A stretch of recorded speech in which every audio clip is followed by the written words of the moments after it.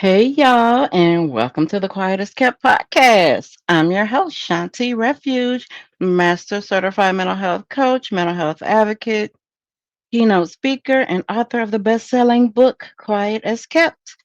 Also, a journaling guru, advocate, whatever you call it. Call me Journal Bay. This podcast is where we unpack the conversations we've been told to keep quiet, especially in the Black community. Each episode dives into topics like trauma, self love, healing, and mental wellness with honesty and heart. Grab your journal and get ready because what we keep quiet is often what we need to release. Let's get into it. Today's topic: why we settle for less than we deserve. So let's talk about settling. Settle in love, in work, in friendships, and ultimately in life.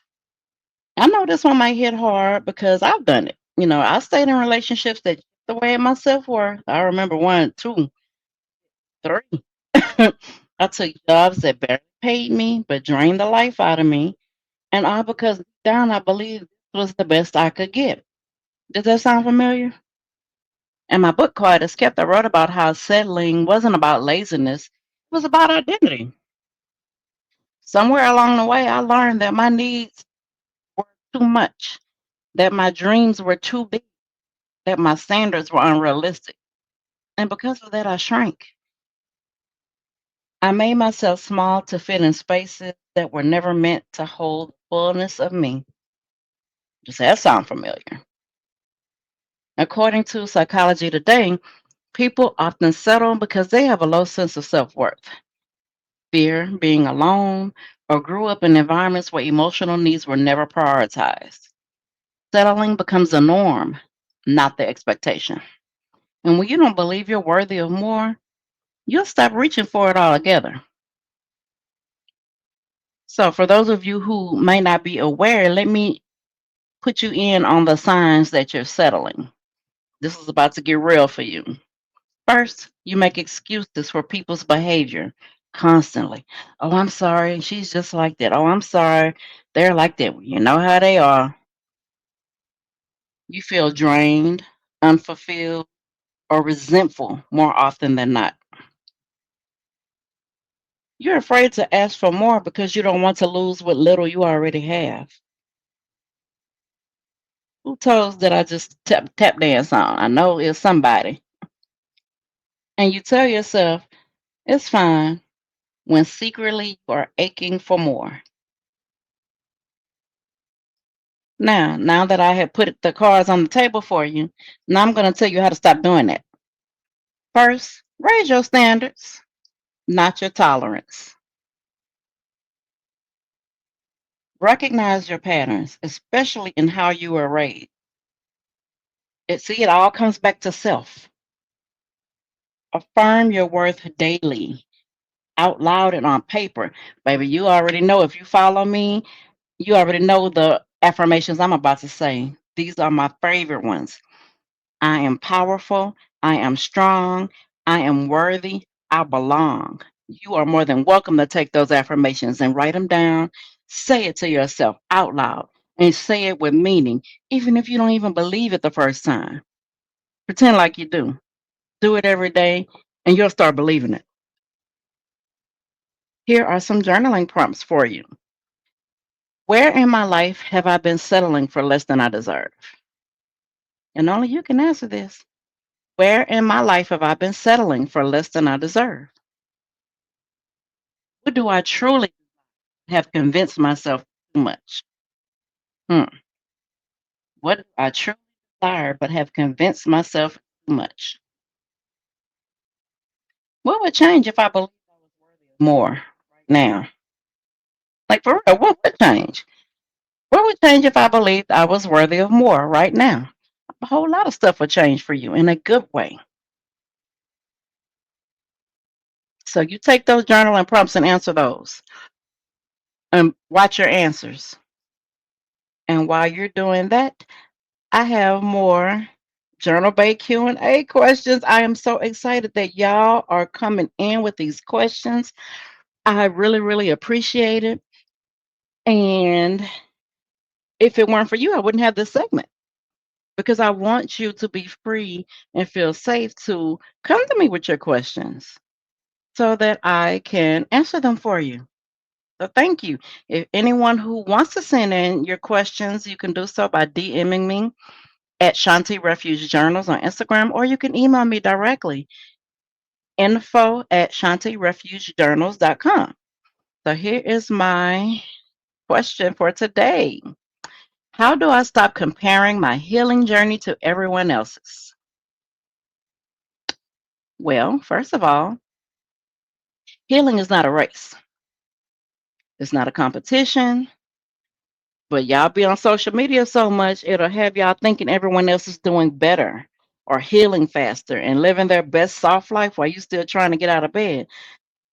And that ain't true. Y'all know good and well, many of us don't post our rock bottoms. We post highlights. Except for me. I post the good, the bad, the ugly, the fat, the skinny, the whatever. I post it. Because I want you to know that, nothing I do is fake. The same way I'm talking right now is the same way I talk at home. It's the same way I talk in public. It's the same way I talk everywhere. I am me. I act the same way everywhere except for church. I try not to cuss in church. I done slipped up a couple of times, but the Lord know. So, your journey is sacred and personal. Know that first. But just like no two wounds are the same, no two healing timelines are either. So try journaling through this prompt. What will my healing look like if I stop comparing it to someone else's? And right from that place, honor that path and then walk with grace. Come on now, stop comparing. Comparison is a thief of joy. Cut it out. I have another question. Is it okay if I don't forgive the person who hurt me? Hell yeah, it's okay.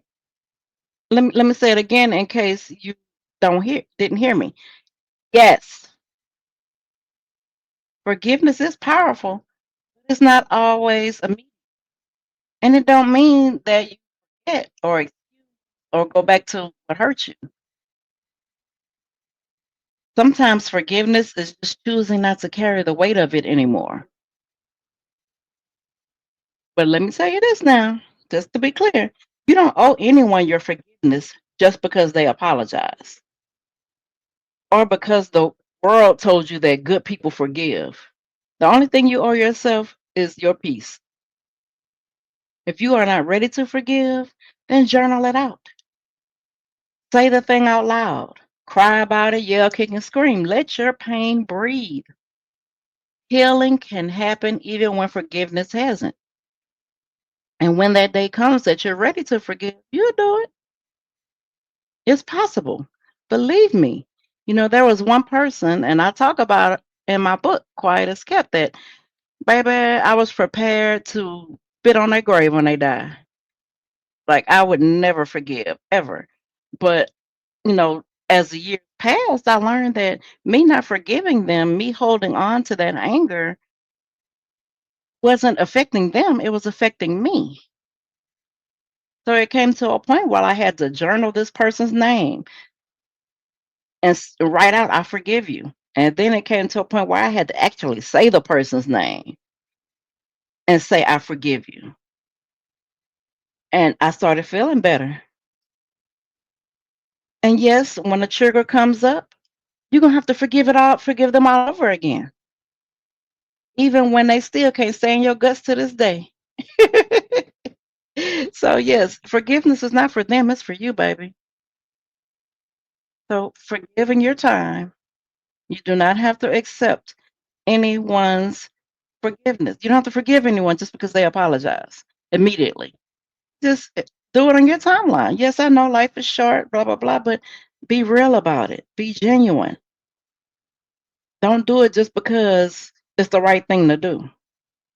Because it wasn't the right thing to do, whatever they did to hurt you, right? And it doesn't mean you're not a good person if you don't immediately forgive.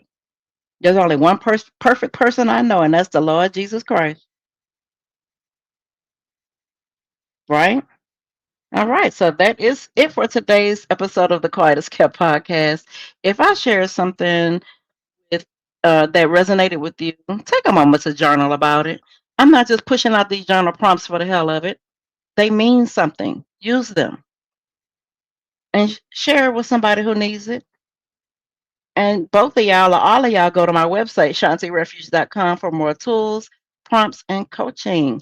If you haven't already, grab your copy of Quiet is Kept from ShawntiRefuge.com and the book. That's the book that started it all, y'all. So until next time, protect your peace and stay grounded in your truth.